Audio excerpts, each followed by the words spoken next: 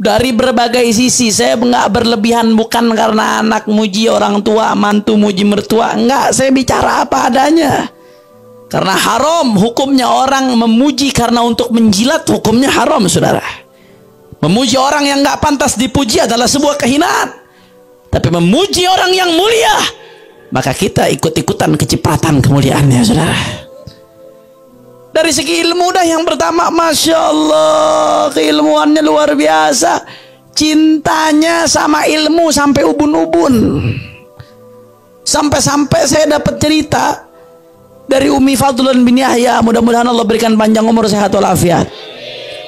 Jangankan sehatnya, sampai kalau sakitnya beliau, kalau lagi sakit nih, nggak keluar kemana-mana, sakit harus istirahat, itu di tempat tidur sekelilingnya kitab, saudara. Saking cintanya tuh sama ilmu. Anda boleh tanya supir beliau, Pak Aci Haji Zarkashi, 20 tahun lebih nemenin beliau. Itu yang namanya Habib Rizik. Kalau udah masuk mobil nggak buang-buang waktu. Jalan nih ke Jawa Tengah, misalkan ke Pekalongan mau ceramah, mulai masuk mobil, duduk, buka laptop, buka kitab sampingnya, turun-turun udah sampai selesai baru ditutup itu laptop, saudara. Nulis isinya ilmu. Karangannya Masya Allah tabarakallah. Beliau punya kitab dalam ilmu faraid, Nisful Ilm namanya. Karena ulama mengatakan faraid itu adalah setengah daripada ilmu, ilmu waris. Beliau juga punya karangan dalam tafsir Al-I'jaz Al-Quran, Al-I'jaz Al-Ilmi, Mu'jizat Ilmiah Al-Quran. Tebal kitabnya, bicara tentang fakta-fakta daripada ilmiah yang diungkap dalam Al-Quran dari dulu, menunjukkan mukjizat Al-Quran ini betul-betul turun dari Allah Subhanahu. Itu tebal segini, saya sampai bingung kapan nulisnya, sibuknya kayak gitu, saudara. Beliau punya buku juga, tapi belum diterbitkan bukunya. Ada satu buku beliau tentang apa namanya, Syiah dan Wahabi di atas neraca Ahlus Sunnah wal Jamaah. Di situ beliau menelaah secara objektif bagaimana Ahlus Sunnah wal Jamaah berada di tengah-tengah, tidak ekstrim kiri, tidak ekstrim kanan, menguatkan daripada dalil-dalil Ahlus Sunnah wal Jamaah. Belum lagi tesis S2 beliau tentang korelasi hubungan antara Pancasila dengan syariat Islam.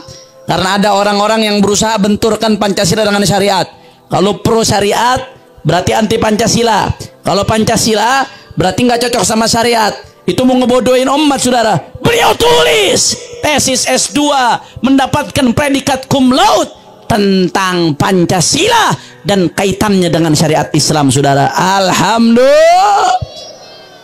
Makanya ditakutin. Belum lagi tesis S3-nya tentang manahijut tamyiz bainal furu'i wal usul. Tebal segini tuh beliau tulis.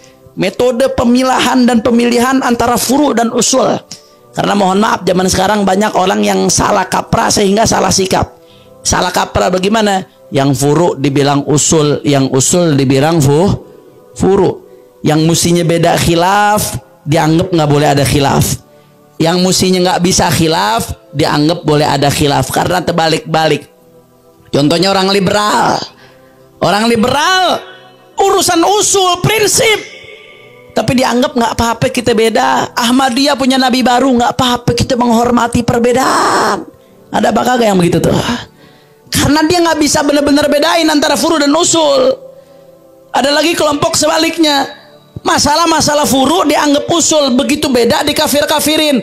Contoh, yang suka ngebid'ah-bid'ahin maulid, ada apa kagak? Yang suka ngesirik-sirikin orang tawasul, ada apa kagak? Kenapa? Karena dia nggak bisa bedain bener yang mana furu, yang mana furu mestinya khilaf nggak masalah, nggak usah ribut. Usul sebaliknya prinsip, nggak ada sama sekali celah buat khilaf. Nah, ini salah sikap. Salah memahami furu usul, akhirnya salah sikap. Orang Islam yang beda furu dikafir-kafirin gara-gara furu dianggap usul. Sebaliknya orang-orang liberal yang beda usul dianggap nggak kafir, padahal udah beda usul, saudara. Beliau tulis akhirnya disertasi S3, judulnya Manahijut Tamyiz Bainal Furu'i wal Usul. Secara keilmuan luar biasa, cintanya sama ilmu ampe ubun-ubun, saudara. Cinta luar biasa. Mungkin saat ini saya pribadi belum menemukan dan belum melihat perpustakaan pribadi yang lebih besar dari perpustakaan beliau. Anda boleh lihat ke Megamendung, ada satu masjid saudara, itu dari ujung ke ujung masjid isinya kitab besar, banyak. Tapi ternyata itu belum semua, itu baru kurang lebih setengah dari kitabnya Habib Rizik. Belum yang di Petamburan, belum yang di Mekah. Ini selama di Mekah nih hampir 3 tahun, baru 3 tahun lebih, hampir 4 tahun. Selama beliau di Mekah, Masya Allah, itu beli kitab sampai sekarang totalnya udah 1 ruangan besar saudara. Baru belum ada 4 tahun tuh, saking cintanya sama ilmu, belajar dari ulama-ulama besar. Sebelum beliau berangkat ke Saudi Arabia, belajar dari Habib Ali bin Abdurrahman As-Saggaf. Sampai-sampai saya ingat waktu itu nemenin beliau ke Tanggul, Habib Rizik mengatakan kepada Habib Ali ini guru ana, kata beliau. Ana dulu ngaji sama beliau di Masjid An-Nur Petamburan. Akhirnya Habib Ali bin Abdurrahman As-Saggaf, Sayyidil Walid ketawa.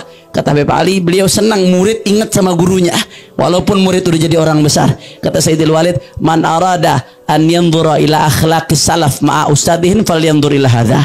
Barang siapa yang mau lihat akhlaknya ulama-ulama salaf dulu sama guru-gurunya, lihat akhlaknya Habib Rizik. Sampai seperti itu saudara, belajar sama ulama-ulama sebelum berangkat ke Saudi, dilanjutkan ke Saudi Arabia, ngambil ilmu dari ulama-ulama besar. Salah satu guru beliau Syekh Abdul Fattah Abu Khuddah Al-Allama Al-Kabir, salah satu murid daripada Al-Allama Al-Kautsari, ulama besar, ahli madhab Hanafi, ahli hadis, karangan-karangan yang luar biasa. Qimatuz zaman indal ulama, safahat min sabril ulama, al-ulama al-uzzab, ulama besar. Itu salah satu guru daripada guru-gurunya Habib Rizik saudara. Beliau juga yang saya dengar ketika beliau di Saudi, kalau lagi liburan panjang beberapa bulan, ngaji ke Abuya Sayyid Muhammad ibn Alwi al-Maliki. Makanya kemarin waktu beliau ke Mekah ada videonya itu beredar. Abuya Sayyid Ahmad al-Maliki mengatakan, ahlan wa sahlan wa marhaban fi manzili syekhik Sayyid Muhammad ibn Ali al-Maliki. Selamat datang wahai Habib Rizik di rumah gurumu Sayyid Muhammad ibn Ali al-Maliki. Karena waktu beliau ngaji di Saudi Arabia, ngaji di Riyadh, kalau libur datang ke Abuya Sayyid Muhammad ibn Ali al-Maliki. Beliau juga datang ke Al-Alamah Al-Habib Zain ibn Ibrahim ibn Sumit. Luar biasa, itu baru satu tuh dari segi keilmuannya doang. Belum yang lain-lainnya kita bahas. Mau bahas yang lain, Masya Allah, dari segi istiqomahnya, istiqomah dalam segala hal, zahir batin, bukan cuma depan orang tapi di belakang saudara. Saya dengar dari Pak Aci ini yang nemenin beliau kemana-mana keliling Indonesia naik mobil. Kata Pak Aci, ya Beb, ana 20 tahun lebih, hampir 30 tahun nemenin Habib Rizik, sekalipun ana belum pernah dengar beliau gibain orang kecuali dengan tujuan syariat saudara. Karena gibah itu nggak boleh kecuali kalau ada tujuan syariat. Salah satunya apa? Ada yang zalim, maka kita pengen bahas bagaimana nih cara ngilangin kezalimannya. Atau ada yang ngelanggar syariat, pengen dibahas bagaimana solusinya, itu boleh, bukan gibah tuh. Atau ada penguasa yang zalim, kita kritik dengan cara adab, akhlak, atau sesuai dengan track syariat, itu bukan gibah namanya. Tapi kalau gibah tanpa ada musawwir, tanpa ada hal-hal yang dibolehkan secara syariat, nggak boleh. Kata Pak Haji, Beb, saya hampir 30 tahun nemenin beliau kemana-mana di mobil, biar kata sekali saya belum pernah beliau ngomongin orang tanpa tujuan yang benar saudara. Ini istiqomah namanya, luar biasa saudara. Istiqomahnya berjuang, Masya Allah. Dari awal diri FPI itu tantangannya nggak main-main. Bukan baru kemarin ditawarin duit, dari dulu. Zamannya FPI perang sama barbar diskotik saudara.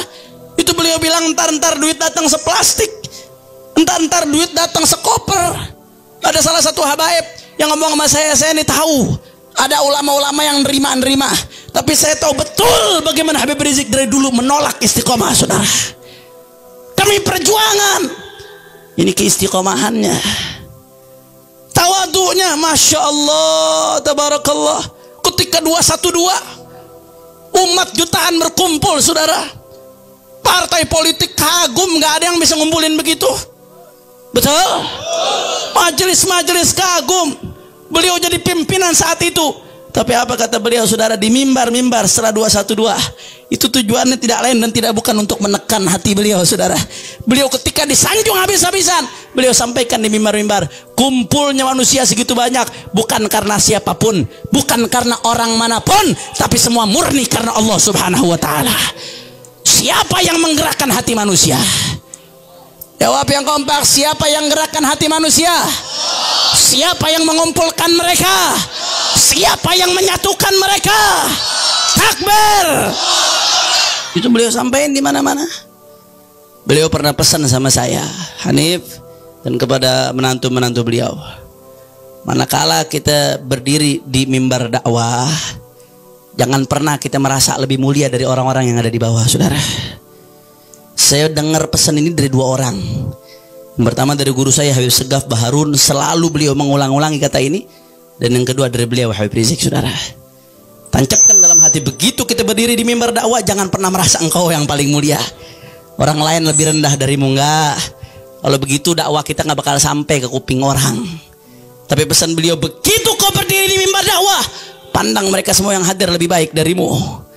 Tundukkan itu hawa nafsu, saudara. Jangan pernah merasa sombong, jangan nyusahin orang, jangan. Ya Allah, luar biasa. Di balik kegarangannya, ketegasannya ada tasawuf yang begitu dalam. Enggak ngarep pujian beliau, enggak takut cacian. Kalau harus mengatakan AA, dikatakan apapun cacian nggak peduli, saudara.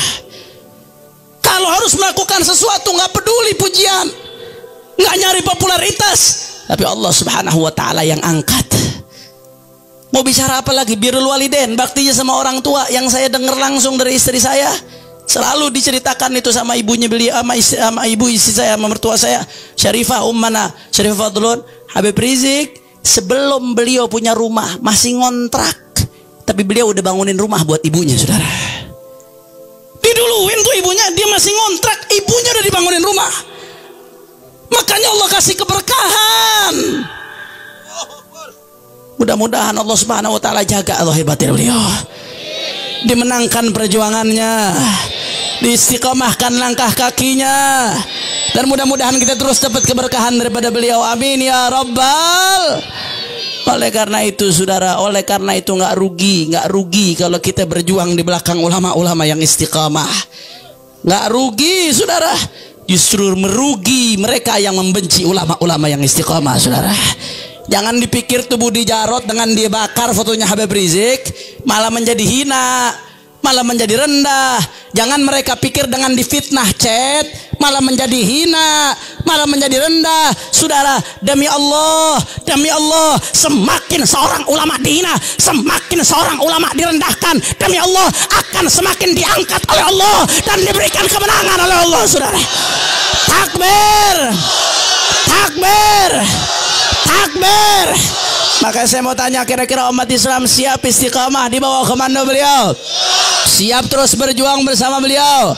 Siap ikut komando para alim ulama? Kalau berjuang bersama para habaib, siap berada di barisan imam besar? Semua angkat tangannya. Allahu Akbar, Allahu Akbar, Allahu Akbar.